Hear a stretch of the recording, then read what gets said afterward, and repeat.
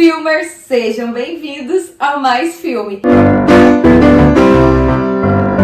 E no vídeo de hoje eu trago mais um conteúdo exclusivo. É um bate-papo com um grande crítico de cinema da Folha de São Paulo e também escritor Inácio Araújo, que aconteceu durante a 15ª Mostra O Amor, a Morte e as Paixões no Cinex Goiânia, com curadoria do Lisandro Nogueira. Esse é mais um conteúdo exclusivo, como eu falei, por isso já deixa o seu like e se inscreva no canal para não perder mais conteúdos exclusivos como esse. Gente, Inácio Araújo, escritor, crítico de cinema, e quem vai sentar aqui, convidar para fazer mediação, comentar, a jornalista Cileide Alves. Por favor, Cileide Alves, jornalista do Jornal Popular, CBN. Boa noite, gente. Para mim é uma alegria e uma honra esse encontro aqui com o Inácio Araújo. Primeiro eu quero agradecer muito ao festival, a oportunidade de estar aqui, é muito agradável, além mais de conhecer o Centro Cultural que eu não conhecia. Muito feliz. A questão que foi colocada é, vamos dizer, bem ampla, como ver um filme, né? Aí, desde que você vai ver sentado ou de pé, até que teus olhos veem, né? Então eu pensei em colocar duas possibilidades que vêm de amigos meus. A primeira do Carlos Reichenbach, um cineasta bem conhecido, já falecido, e ele dizia que é preciso ver com olhos livres, né? Estar diante do filme com olhos livres. Ele, em algum festival, ele inclusive criou um prêmio chamado Panda, que era para o melhor plano de todo um festival. Porque ele dizia, mesmo o pior filme, você pode achar um plano magnífico. Isso acontece, né? Como eu vejo mais, tento ver mais o conjunto dos filmes, eu perco, não me identifiquei muito com esse último lado, mas eu tenho uma admiração enorme pela atenção que ele dava aos filmes, pelo cuidado com que ele via os filmes. E a outra proposição vem de um crítico de cinema, também super oitista e tal, que era muito amigo da gente, chamado Jairo Ferreira, que foi muito importante, sobretudo para o cinema que ele chama de invenção, outros chamam de underground, outros de underground, outros de... enfim, os nomes são vários. Aquele cinema que acontece ali no começo dos anos 70, no Brasil, num momento de censura pesada, né? Eu já dizia uma coisa curiosa, eu dizia, um filme começa quando eu entro e termina quando eu saio, né? Isso eu me dizia porque hoje a gente não tem tanto essa possibilidade, mas em outros tempos, antes de haver essa ordenação muito precisa dos horários dos filmes, a gente entrava a qualquer hora num filme, né? E daí, se você gostasse, você podia ficar para outra sessão, para outra. Às vezes, se gostasse muito do filme, ficava a ver três vezes o filme, né? E isso era um exercício interessante porque, por vezes, sobretudo quando você tinha um roteiro bem intrincado, de filme de aventura e tal, você, entrando no meio, você tinha que imaginar o que aconteceu antes, né? E para você poder seguir a história, você tinha que inventar uma história praticamente. E às vezes a história que você inventava, quando você ia ver o começo do filme de novo, era melhor do que a história que o filme propunha, né? Porque, sei lá, você ficava fabulando lá sobre as imagens e tal, né? Então são duas hipóteses que eu acho bem interessantes, sobre as quais a gente pode ir conversando, né? E também outras coisas também, né? Eu vou te propor então, vou começar aqui, pegando o gancho seu aí, e para pensar o seguinte, quando é que um filme é bom e quando é que o filme não é? Aí está se falando, o filme começa quando eu entro e termina quando eu saio. Para mim, o filme é bom quando eu saio do cinema e o filme não sai de mim. e fica comigo durante vários dias. E às vezes é uma bobagem o filme, mas ele propõe alguma questão que aquilo me acompanha por muito tempo. Agora, mas isso é uma coisa muito subjetiva, né? Como é que quais são os critérios que a gente pode adotar?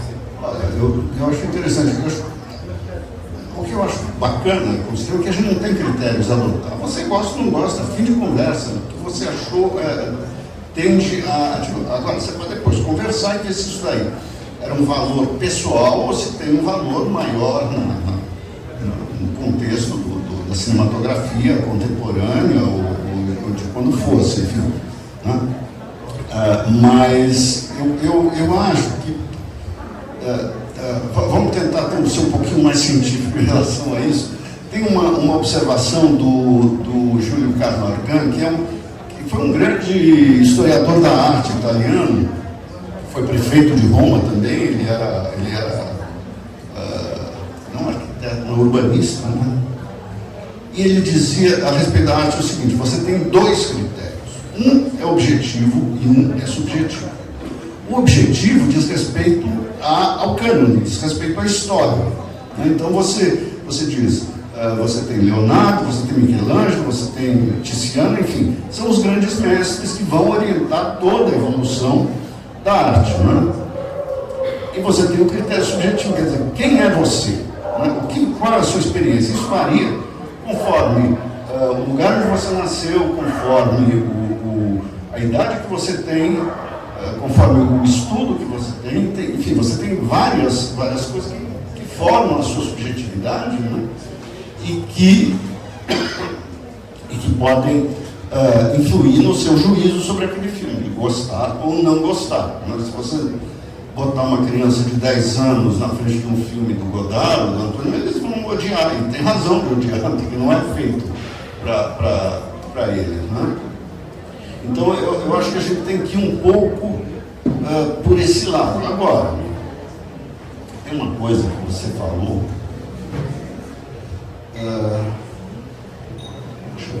Eu me lembrei e esqueci.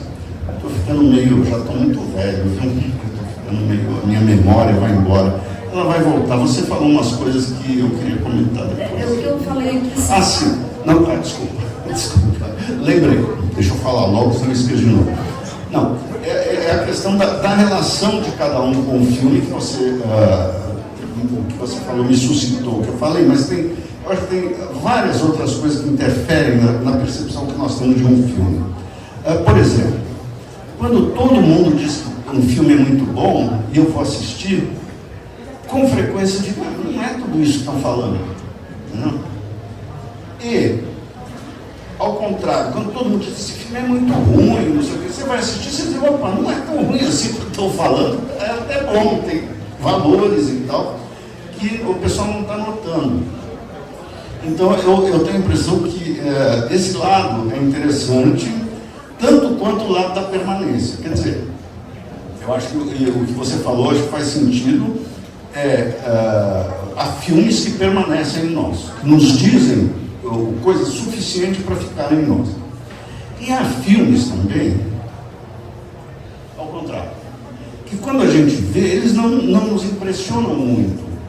Mas depois, com o tempo, às vezes até conversando com outras pessoas, você fala, opa, aí tem coisa que eu não vi, aí tem coisas muito tocantes, né? E que não me tocaram não, mas começam a me tocar agora, 15 dias depois, entendeu? Então, eu acho que diz que como ver um filme é uma coisa, não há regra, né? Na verdade não há regra, cada um se põe diante da tela e como dizia o Carnal, tem que ver da maneira mais livre possível, sem preconceitos, né? Extrair assim, não, isso é filme de horror, eu não vou ver. Ou, desculpa eu te citar, mas você, Duas Irmãs, né? Você deixou meio de lado, uma comédia brasileira e tal. Não, o filme tem bastante interessante, não vai mudar a história do cinema, mas pode mudar muito a história do cinema brasileiro, assim como esse filme que está entrando aí dos espíritas, Nosso Lar, que estão estourando. Então, você precisa ter filmes aqui no Brasil, no caso brasileiro, você precisa ter filmes que rendam muito para que isso reverta em dinheiro para filmes menores. Né? Então tem tudo isso, tem uma série de... Mas isso daqui é uma questão técnica, não diz respeito ao espectador. Né? Ou diz, enfim. Eu acho que diz. Seguindo aí, ok, esse é um primeiro contato, uma primeira forma de se ver o filme. Agora vamos, como um enólogo ensinando para a gente, né, como apreciar um bom vinho, eu queria que você pudesse falar para a gente também da parte técnica, quer dizer, além dessa primeira identificação, o que as pessoas que gostam de ir ao cinema, que são apreciadores de cinema, o que elas devem observar para ajudá-la a pensar se aquele é um filme que merece uma atenção mais especial, ou se ele é mais um filme que não vai mudar a história do cinema? Não, veja bem, acho o seguinte, se você é um espectador descompromissado, acho que não deve se comprometer, entendeu? Não é uma questão, entendeu? Se esse filme vai ficar para a história ou não vai ficar. Isso é coisa que cai no ombro meu, de uns colegas, mais colegas, né, que tem que arriscar, às vezes, dizer, olha, esse filme é uma maravilha e tal. Mas eu diria uma coisa, eu vou responder de uma maneira meio lateral. Atualmente eu vejo assim, muitas escolas de roteiro. Eu vou aprender a escrever roteiro. Eu digo, mas alguém aprende a escrever romance, a escrever conto? Não, você não aprende, você lê, né? 500 contos, 500 romances, e você já percebe mais ou menos como é. O cinema é a mesma coisa. Né? A nossa capacidade de criar um roteiro não é das regrinhas, que tem 3 tempos, que precisa de cada 30 minutos uma virada. Isso daí não quer dizer nada. Pode significar até para o produtor americano, sobretudo, mas não para quem pretenda fazer um bom filme, né? Fazer sem nenhuma virada, um monte de viradas. Né? Não é essa a questão. Então, eu acho que é muito o que a gente pega, o que a gente capta, né? Enfim, o que eu, né, busco em um filme, porque eu sou muito de uma geração que foi formada no estruturalismo. Né? Qual o significado disso? O que isso quer dizer? Né? É claro que você tem bons atores, tá? Você tem, às vezes, bons fotógrafos. Tá? Fotógrafo é a coisa mais enganosa do mundo. Né? Tem uma história interessante do Henry Miller, não o dramaturgo, às vezes foi um grande fotógrafo, ganhou Oscar e tal, foi fotógrafo do John Ford, do Fritz Lang, filho de grandes cineastas, e ele dizia, quando eu saio de um filme e as pessoas chegam para mim e dizem, bela fotografia, é sinal que alguma coisa está errada. O filme bom você não nota a fotografia, entendeu? É um pouco essa ideia que ele tem, quando você sai, que linda fotografia, em geral, depois você fala, porque é claro, a gente vai ao cinema, você não quer ficar frustrado, então você diz, a fotografia é muito bonita e tal, as paisagens, mas o que quer dizer isso no conjunto do filme que a gente vai ver, não? É um pouco isso, enfim, não sei, eu não sei o que te dizer, fotografia tem 1000 maneiras de uma fotografia ser boa ou ruim, a montagem... O que a gente deve considerar na fotografia que é importante, mas que não sobressai? É aquilo que as pessoas nunca notam. Eu, por exemplo, eu só notava quando eu era montador, porque aí você está na frente dos planos diretamente, que é a continuidade da luz, né?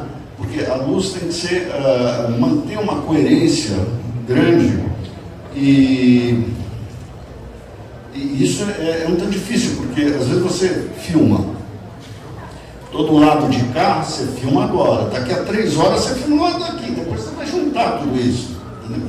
Então isso tem que funcionar, por exemplo, né? na fotografia, né? Você usar, e é uma coisa que você não sente tanto, porque não é aquela fotografia que brilha, e que às vezes se deve mais ao cenário até do que à fotografia, tá certo? Às vezes a fotografia é induzida, a nossa percepção da fotografia é induzida pelo cenário, pela cenografia.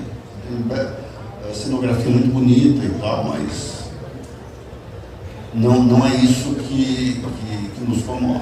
Né? O que mais que eu posso falar? Bom, cenografia e direção de arte. Você pode pegar um exemplo de uma coisa maravilhosa que é o filme do Karl Bismarck agora, Folhas de Outono, que é um filme absolutamente lindo. Que está na mostra. Está na mostra. Eu acho que não se deve perder esse filme. E ele tem uma combinação de cores. Se você presta atenção nela, a gente presta mais na segunda vez que está vendo, né? Da segunda em diante. Né? Observe como ele trata as cores de maneira que elas se encontrem, elas formam alguma coisa belíssima, e ali entra uma fotografia belíssima também, porque ela acompanha isso. Né? Então são coisas que criam um ambiente do filme. Né? E aí cria ostensivamente, não é como no cinema clássico, o ambiente vai surgindo ao longo do filme. Isso daqui estamos no cinema moderno, portanto, ele intervém mesmo. Não é uma intervenção, você percebe que aquelas cores são um artifício. Né? Ele não está tentando dizer, olha, a vida é assim. Né? Não é isso. Ele quer chegar nas folhas outonais, né? Que é o fim do filme. Enfim, o que eu posso te dizer? É muito difícil você dizer, por exemplo, atores, né, que é uma coisa que sempre nos atrai. Os atores são uma variável muito interessante. Se você pega digamos,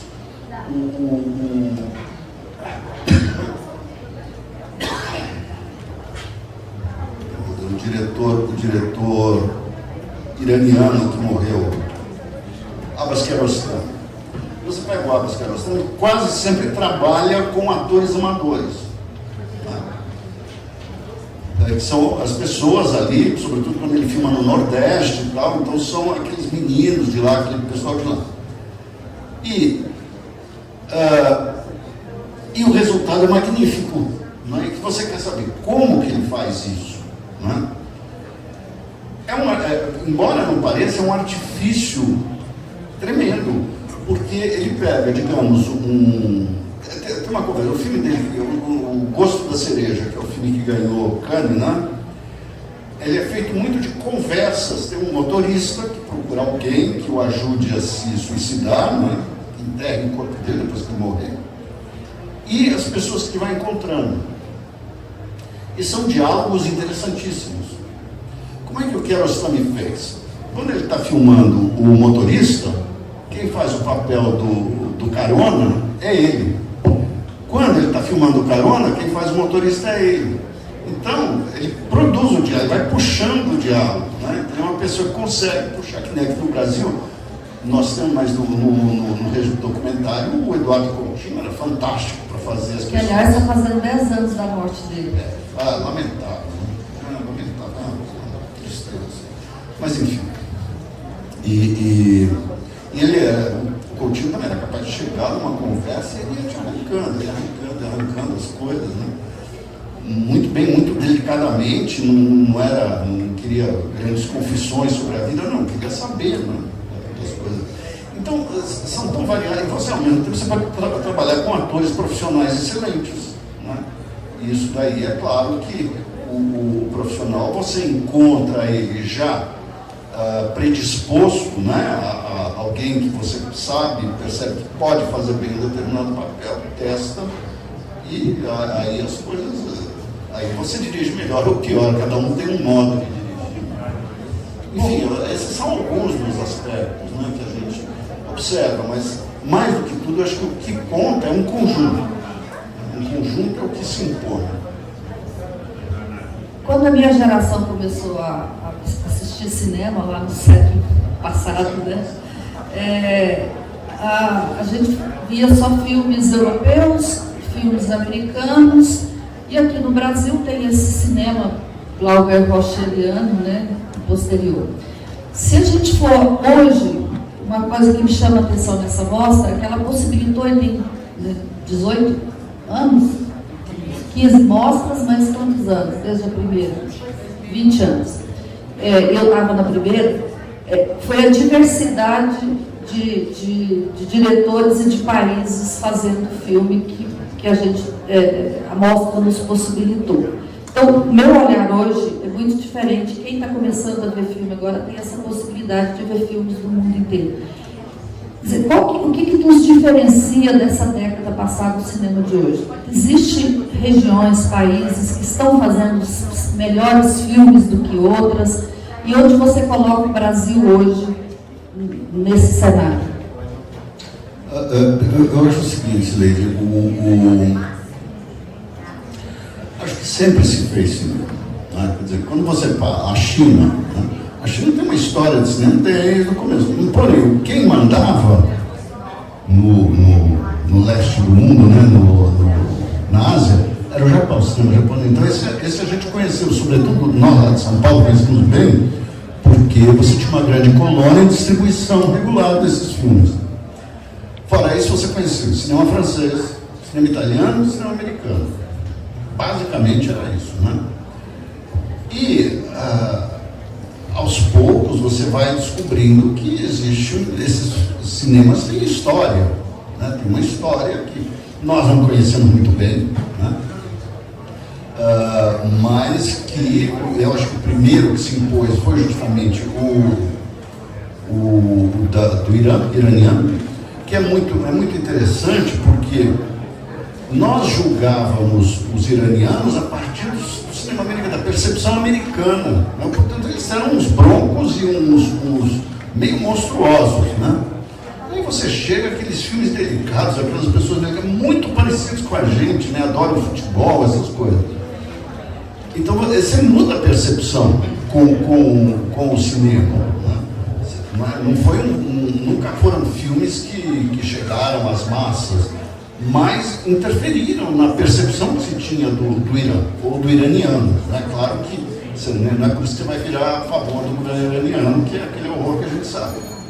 Mas, eu acho que também, você tem também um outro aspecto importante nessa mudança. Primeiro, eu acho assim, que a Mostra de São Paulo foi muito importante no sentido de buscar outros cinemas. Entendeu? Então, ia o Leon Kakoff, depois a Renata, vão a festivais e tal, e vão cavocando, né? E nos trazem coisas, por vezes, muito boas, muito interessantes e desconhecidas, né? E a gente vai tendo que adaptar a nossa percepção, às vezes, a maneiras do cinema que são inesperadas, né? Quando a gente pega o cinema de Taiwan, por exemplo, não, é simples. A gente pega por exemplo, um filme chamado As Coisas Simples da Vida, não sei se alguém teve a oportunidade de ver, do Edward Yang, que é um cineasta magnífico, que morreu prematuramente, teve câncer, mas fantástico, né? Eu revi o filme dele há pouco tempo, aliás, é lindo o filme, mas ele tem um menino, né? Tem um menino que tem uma câmera, e o menino, ele gosta de fotografar a nuca das pessoas, né? E ele pergunta para mim, por que você fotografa a nuca, né, e não outra coisa? Ele fala, porque você só vê o que está na frente, você não sabe o que tem atrás de você. Eu fotografo a parte de trás para você saber, né? Quer dizer, essa visão 360 graus nós não temos, né? E o menino, né, traz e mostra para as pessoas, é muito forte, né? É um dos grandes filmes contemporâneos, eu acho. E outros, né? Como o da Tailândia, né, que até o nome é difícil, Apishapong Veresetaku, né? Que é complicado, porque de repente nós estamos conversando aqui, ele introduz um morto, um espírito, começa a entrar na conversa. Tá? dizer, são coisas que às vezes nossa sensibilidade pena para acompanhar até, né? Mas quando a gente está assim, e a gente tem que entender que hoje as vanguardas vêm da Ásia, em grande medida, né? Então, o esgotamento do Ocidente, no momento atual, é muito visível. Né? E o Brasil? Não, o Brasil eu acho que tem um momento assim raro, porque ele deixou de ser um país produtor do Rio e São Paulo, desde o trauma, né, de 1990, quando o Collor fecha a Embrafilme e tal, a recomposição se deu a partir de Pernambuco. Né? A recomposição forte veio de Pernambuco. E depois se espalhou pelo Brasil. Né? Então você tem hoje um cinema interessante no Ceará, você tem, não vou dizer que tem um cinema, tem um cineasta, agora ele virou editor. É tão difícil esse negócio de cinema. No Maranhão, Frederico, agora me esqueço o sobrenome dele. O Ceará, né? Eu falei. Tem coisas na Bahia, tem, eu até estava conversando contigo, tem em Goiás, tem no Espírito Santo, quer dizer, em locais onde você nunca tem. Acre, né? O filme que ganhou Gramado esse ano veio do Acre, é bem interessante. Agora, o Rio Grande do Sul também tem um bom cinema, São Paulo está com um bom cinema, o Rio é complicado porque a influência da Globo é muito grande, então o Rio, mais do que tudo, ele pode te dar filmes de bom rendimento, né, de grande público. Mas, nesse sentido, quer dizer, eu acho que é uma grande geração. O Sérgio Augusto, né, colega nosso lá do Rio de Janeiro, ele diz que é a melhor geração do cinema brasileiro é essa. E ele acompanhou o cinema novo. Ele foi assistente de direção em filme de cinema novo, de grandes cineastas e tal. Mas ele acha que essa geração é melhor que jovem. Então, mas é curioso, ninguém vê esses filmes. São mal vistos, mal distribuídos, alcança 10, às vezes com muito sucesso, 15 mil espectadores. Marte 1 é quase uma exceção, chegou a 100 mil. Né? Então, a gente tem ainda uma dificuldade de lidar com o chamado mercado cinematográfico. Isso é uma barreira que ainda não foi vencida. Né? Quer dizer, também diz respeito ao preconceito ao filme brasileiro, sei lá, eu acho que não. Quando você vai ver um cineasta como esse mineiro, André Novaes, ele é um cineasta de nível mundial. No meu entender, só falta aperfeiçoar a fotografia, justamente. É muito plana, muito menos interessante. Tá, você citou o André Novaes e eu ia te perguntar exatamente sobre isso. Quais são os nossos candidatos a Glauber, né? Aqui, se a gente está tendo isso. Não, acho que não tem nenhum Glauber. Não tem nenhum Glauber. Glauber é Por isso que eu usei candidatos, né? Glauber é muito especial. Eu acho que é mais interessante que são filmes de grupos. Eu acho que você tem esse grupo de Minas, que se chama Filmes de Plástico, e ao lado dele você tem mais cineastas também de contagem. Aliás, interessante que aquele cineasta que ganhou até um prêmio em Cannes, aquele cineasta pernambucano, Deus, agora me escapa. O Kleber disse, não, quando eu penso em contagem é cinema. Contagem é cinema, não é subúrbio, não é nada disso, não é cidade de dormitório, nada disso, é cinema. Ele tem razão, porque além deles você tem mais 2 cineastas, João Humanas e o outro que fez o Arábia, também esqueci o nome dele agora, não me ocorre, mas são filmes muito bonitos, né? Cada um com a sua coisa. Então você tem esse grupo. Em São Paulo você tem o grupo do Filmes do Caixote, que tem muito ligado a terror, né? Não é só terror de dar medo, não é isso, é a ideia de terror, né? Você tem, lá no sul, você tem uma escola já antiga, tem até a Ana Luísa Azevedo, que fez um filme interessante chamado Aos Olhos de Ernesto, parece um filme uruguaio, é um ator uruguaio, parece um filme argentino, lá no Rio Grande do Sul parece Argentina, né, Uruguai e tal. E não sei se ela ainda é, mas ela foi casada com aquele cineasta que faz muita coisa para a Rede Globo. Ele tem um filme curiosíssimo, que foi um fracasso, que se chama... como é que era o nome desse filme, meu Deus? Agora me esqueço, mas era um filme fantástico, porque era sobre um grupo que queria... precisava passar um esgoto embaixo de um córrego, alguma coisa assim, mas a prefeitura não tinha dinheiro para isso. A prefeitura tinha dinheiro para fazer um vídeo. Então eles vão fazer um vídeo. É muito interessante. É um cineasta que trabalha muito com humor, fez vários filmes de sucesso. Esse daí não por causa do nome, que agora eu me esqueço. Enfim, eu acho que você tem distribuído uma distribuição nacional hoje de bons cineastas, de bons filmes, cada um com suas características, muito mostrando as questões que são próximas deles, né? Não tem essa coisa de um filme universal, eu quero ser o Antonioni, o Bergman, não é bem isso. Então você localiza bastante. Enfim, eu acho que tem uma geração muito interessante, mas que precisa romper essa barreira. Eu não sei como é que vai ser. Eu espero que rompa, né? Porque é difícil aqui no Brasil. Já estamos fazendo filme, é o primeiro passo, né? Não, esse é o primeiro passo, mas aí precisa... chegar. Exato. Ser visto. Bom, e mundialmente, claro que a gente não vai querer Fellinis por aí, nem Bergmans por aí, mas o que esse cinema que vem da Europa, do Ocidente, e do Oriente, você está falando agora também, o Oriente, que está nos trazendo grandes filmes, e mesmo o americano, tem cineastas que a gente vai dizer que dessa geração, que eles são os nomes desse momento? É difícil, né? Porque hoje em dia você não tem assim um que catalisa tudo e que orienta, né? Que dirige. Mas eu acho que, por exemplo, há pouco tempo eu vi um filme americano chamado Os Rejeitados, de um bom diretor. Está na mostra também. Está na mostra, né? O filme começa, você não dá nada para ele, porque o filme vai crescendo.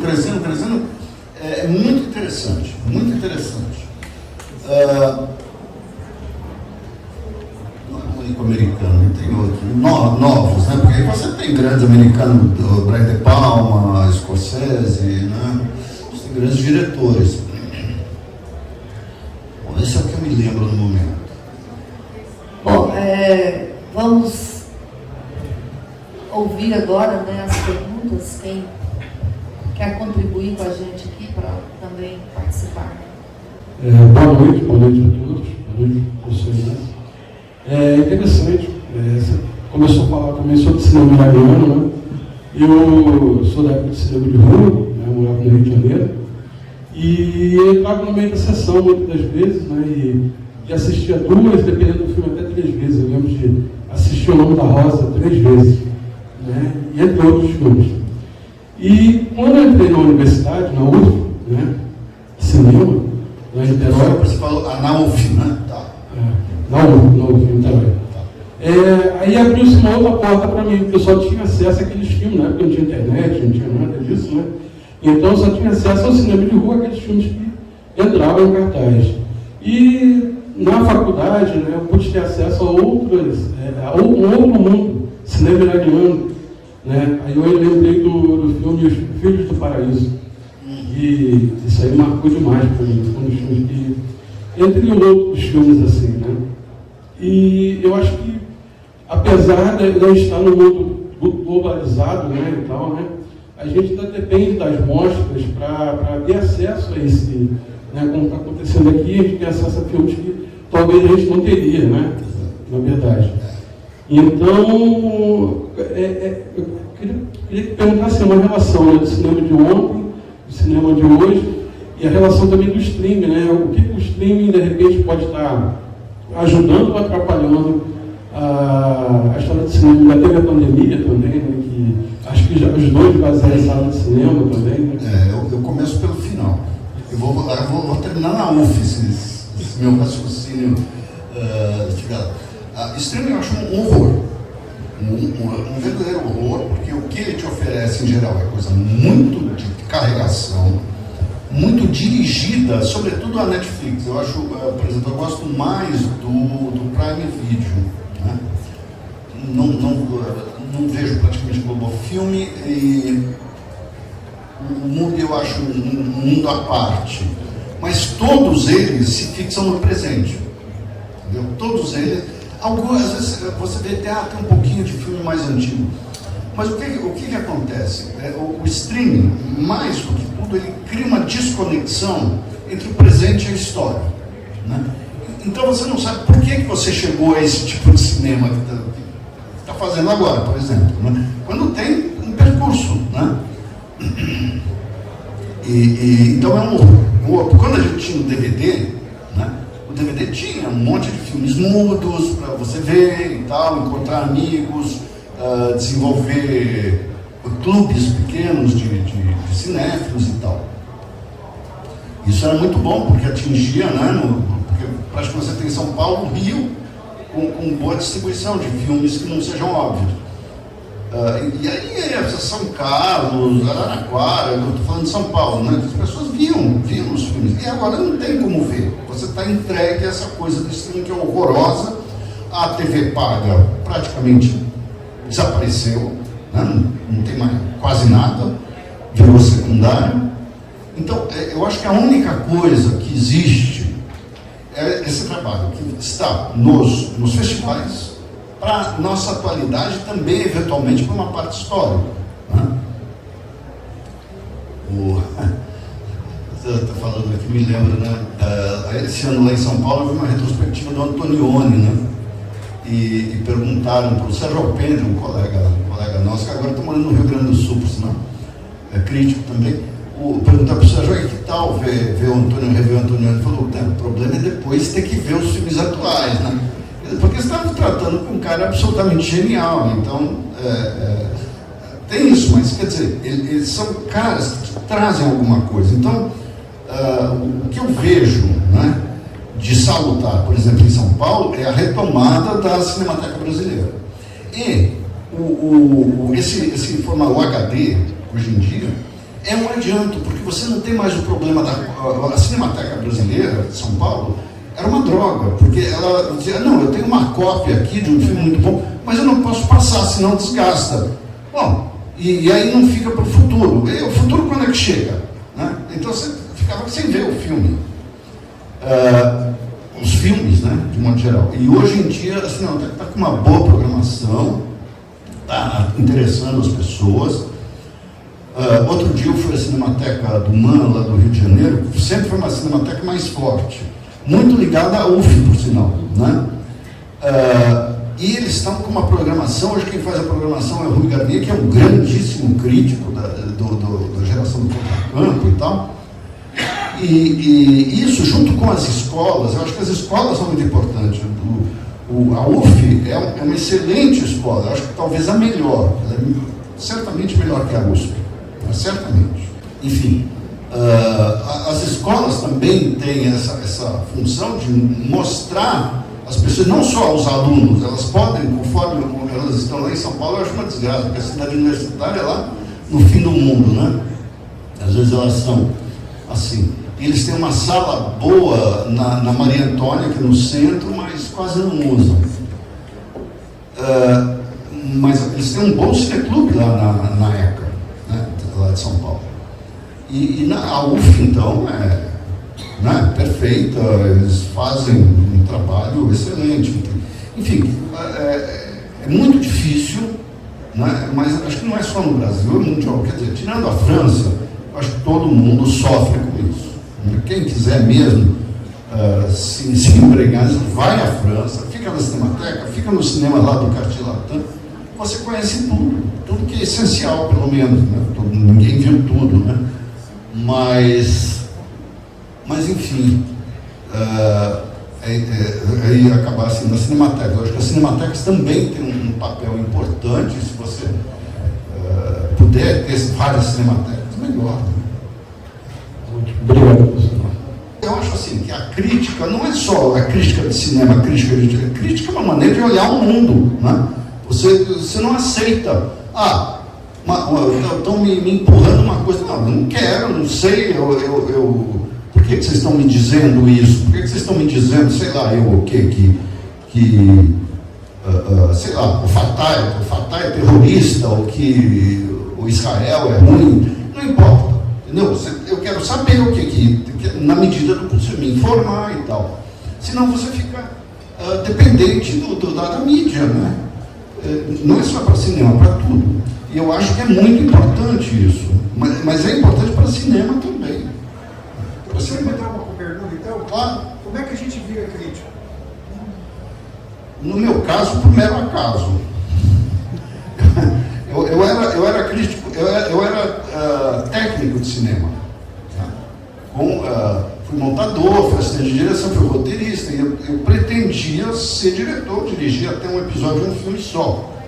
Aí, houve uma dessas crises do cinema, exatamente no momento em que eu estava me casando. Enfim, casar é modo de dizer, mas enfim. Nisso, me liga da Folha, você quer escrever aqui sobre, não era sobre filmes, filmes na TV e o diário da TV, né?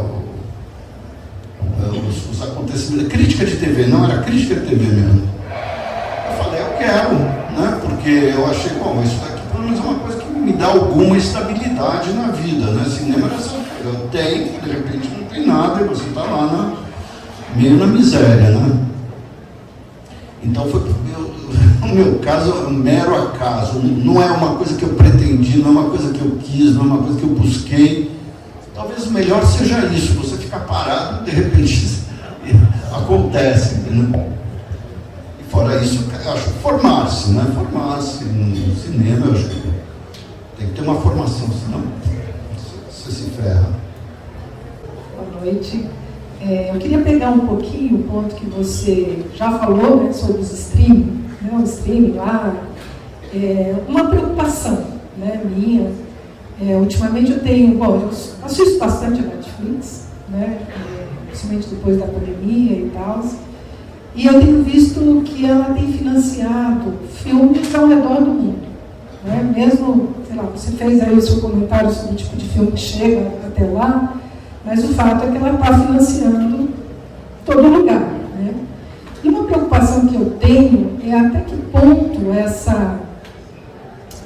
esse investimento ele não pode terminar levando a uma uniformização do cinema, né? Uma aculturação, se não existe até um projeto por trás disso. Né? É uma preocupação, não sei se válido ou não, porque ao mesmo tempo que eu estou te fazendo essa pergunta, eu estou pensando na música, eu estou pensando na literatura, onde, apesar da globalização, a gente não consegue, né, recuperar. Mas o cinema, eu acho que é uma coisa, sei lá, mais intrínseca, mais forte, uma influência mais presente. Por isso, uma preocupação maior que eu tenho, se você puder comentar sobre isso. Poxa vida, complicado, viu? A Netflix realmente financia muito. Aliás, eu falei que a Netflix não serve para nada.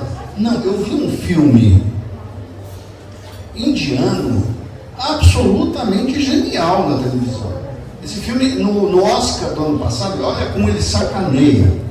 Esse filme merecia estar facilmente entre os melhores filmes de outra língua que não inglês, e só entrou como música, como canção, alguma coisa assim. Teve um bailado que fizeram lá, mas isso é uma parte ridícula do filme, é interessante, mas de um filme de uma riqueza, e eu me esqueço o nome. RRR, exatamente, um filme magnífico, assim, espantoso, um filme de aventura que à medida que vai acontecendo você percebe que é um filme extremamente político, que diz respeito, isso você já vê de cara, que é absolutamente anticolonialista e ataca o colonialismo direto, mas daí ao longo do filme é delirante, é uma coisa fantástica. E mas é um filme para se ver. RRR deve estar lá, quem ainda não viu, eu acho que se diverte enormemente. Mas a sua pergunta era bem ampla. Eu começa falando do filme, do último filme do Nani Moretti, ele tá, não mostra? Tá na mostra, eu lembrei agora, acabou o episódio da... Exatamente, tem um momento em que ele vai falar com o pessoal da Netflix. Ele fala isso, aquilo, ele fala, nós entramos em 190 países. Ou seja, você... Ela fala 3 vezes. Ou seja, é uma forma, né? E você entra nessa forma que tudo bem. Eu acho até que é claro que eles financiam o filme do Scorsese, financiaram o David Lynch, aquela maravilha que são os 18 capítulos do Twin Peaks, do novo Twin Peaks, né, que já saiu do ar infelizmente, mas é uma coisa incrível. Mas quer dizer, de vez em quando eles financiam alguma coisa boa, financiam aquele do chileno Pablo Larraín. Então, para esses cineastas, eles dão liberdade. Olha, vocês são o nosso prestígio. Agora, o cara que é de todo dia, que faz série, eu às vezes converso com alguém, é uma forma. Tem que fazer assim, fim de conversa. E mais, você trabalha, você ganha, você não ganha mal, mas você não tem direito nenhum ao filme. Entendeu? Quer dizer, enquanto não houver uma regulamentação nacional dizendo, olha, direito autoral é sagrado, eles vão fazer o que eles entendem.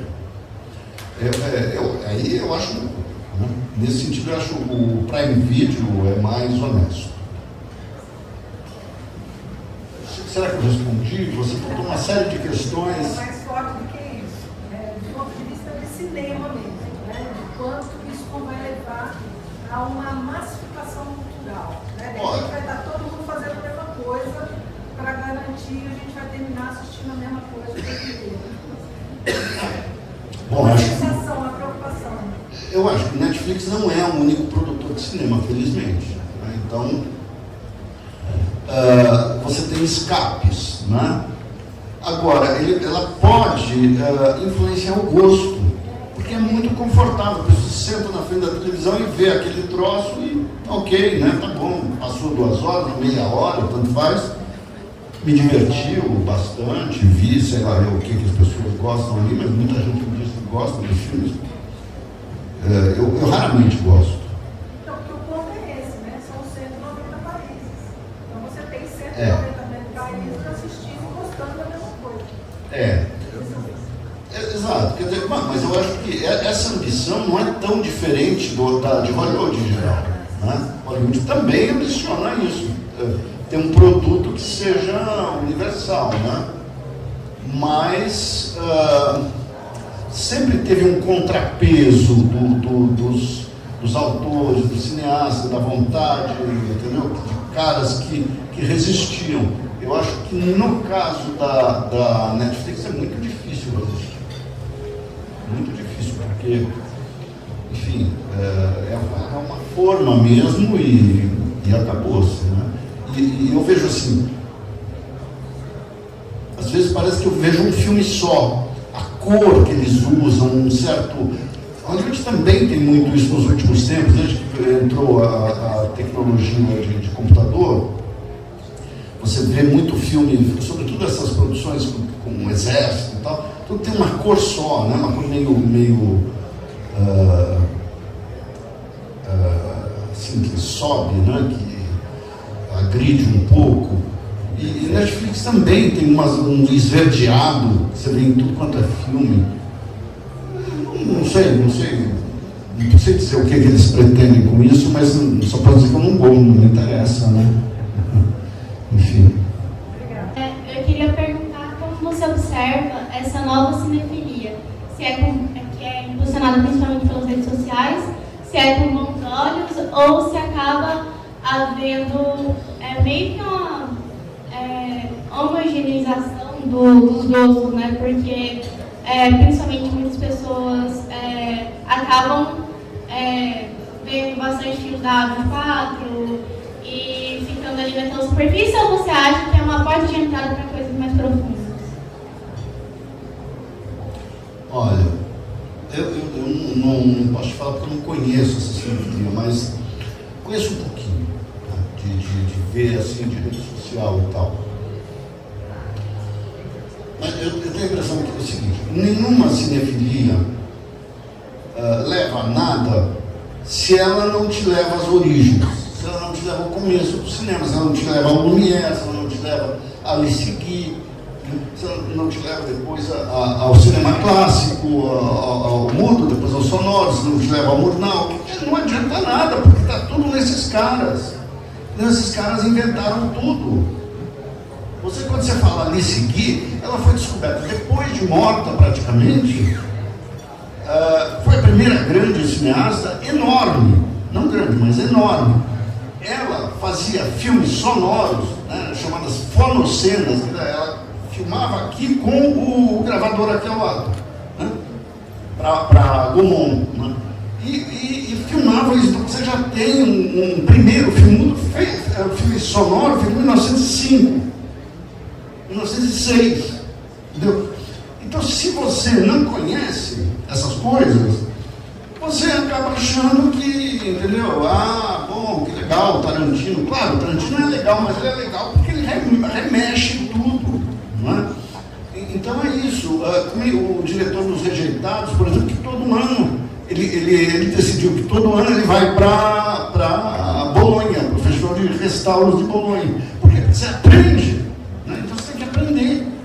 Não adianta chegar aí, vamos ver qualquer coisa. Não pode ser isso. Entendeu? Eu não sei se é isso, eu estou chutando, mas eu temo que seja um pouco por aí. Se você não rastreia tudo, você não sabe mais o que é bom e o que é ruim. Entendeu? Quando eu digo que o Edward Young é bom, as coisas simples da vida é um filme genial, é porque ele tem uma relação com o cinema inteiro. Você entendeu? Está pondo questões do cinema inteiro. Quando a gente fala do Brian De Palma, ele revira o cinema pelo avesso. Entendeu? Então, se a gente não acompanha isso, não sei para que serve você ficar vendo o filme. Isso não é cinefilia. Você vê, é uma visão descomprometida. Você gosta muito de ver, é ótimo que gosta muito de ver. Eu acho que quem gosta muito de ver vai ser levado de um modo ou outro a isso que eu estou falando. Ele vai buscar, vai cavocar e acabar encontrando. Né? Mas, se não fica muito perguntando, esse filme é mudo, esse filme é preto e branco, aí é maluco, né? Ele fala. Não sei nem se eu estou falando alguma coisa que faz sentido, porque eu não conheço essa cinefilia, entendeu? Sim, demais, muito obrigada pela resposta. Olá, boa noite. Uma pergunta rápida. Eu queria saber se você atualmente assiste séries de TV e se você tem alguma preferida. Eu pergunto porque eu lembro de uns textos seus sobre Breaking Bad e Mad Men, que você elogiou bastante as duas séries. Eu até surpreendi. Breaking Bad? Qual? Mad Men. A do Don Draper. Eu queria saber se atualmente você vê séries, se você gosta, se você tem alguma preferida. Eu tenho muita dificuldade em acompanhar a série. O Breaking Bad, eu assisti o final e aí eu fui ver o começo. E o começo, um professor de química, achei a ideia genial. Um professor de química que vira traficante, enfim, fabricante de opiáceo, enfim, dessas coisas. E aí eu acompanhei. Né? Mad Men era mais a minha mulher que gostava, mas eu achei interessante, porque ele ia como dizer, a publicidade, ao mundo americano ali de 1960 e tal. Ele reconstituía aquilo bem, pelo viés da publicidade, dos publicitários, que é um viés interessante, porque o cara induz o consumo e tal. Que nem hoje, o filme que estava passando hoje, conduzindo alguém que eu não vi inteiro. Conduzindo Madeleine. Madeleine, né? Que te leva, de repente, a uma França que a gente não percebe. De repente, é medieval o tratamento das mulheres em 1950, por exemplo. Né? É espantoso. E não que seja um grande filme, não é, mas ele toca bem a corda do melodrama. Algumas coisas eu acho muito programáticas, a questão das mulheres, aí acho que passa um pouco da conta, mas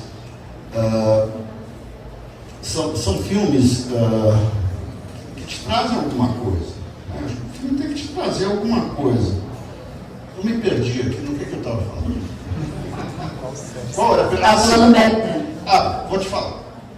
Então, o Mad Men tem altos, baixos, o Breaking Bad tem... Agora, é o seguinte, eu nunca consegui rever uma série. Por quê? Porque a filmagem, ela não é interessante. Entendeu? Assim como a gente revê um Hitchcock, um Hawks, um Fritz Lang, a vida inteira, você pode, quando você quiser se rever, esse daí eu não consigo rever. Entendeu? Eu acho até os personagens são interessantes, entendeu? As circunstâncias deles são interessantes.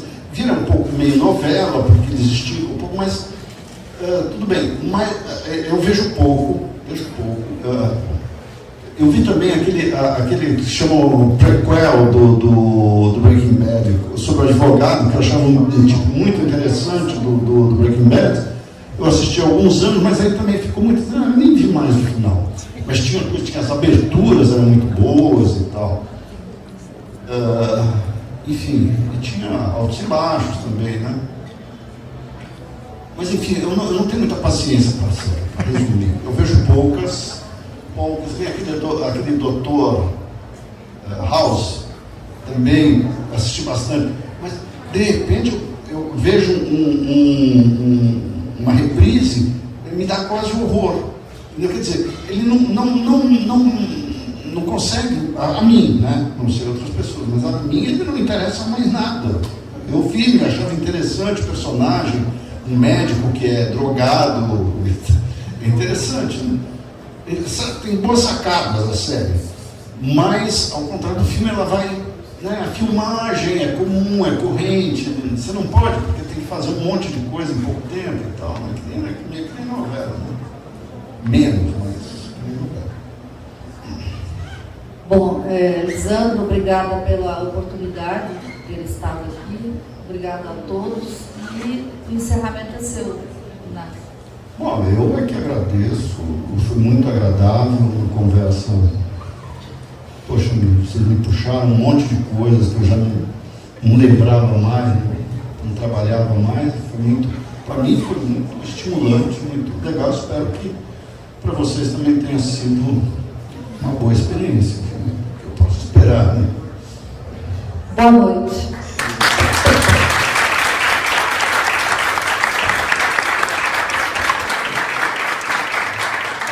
Espero que tenham gostado do conteúdo exclusivo. Eu me esforço bastante para trazer coisas diferenciadas para vocês. Por isso, se inscreva no canal e deixe o seu like.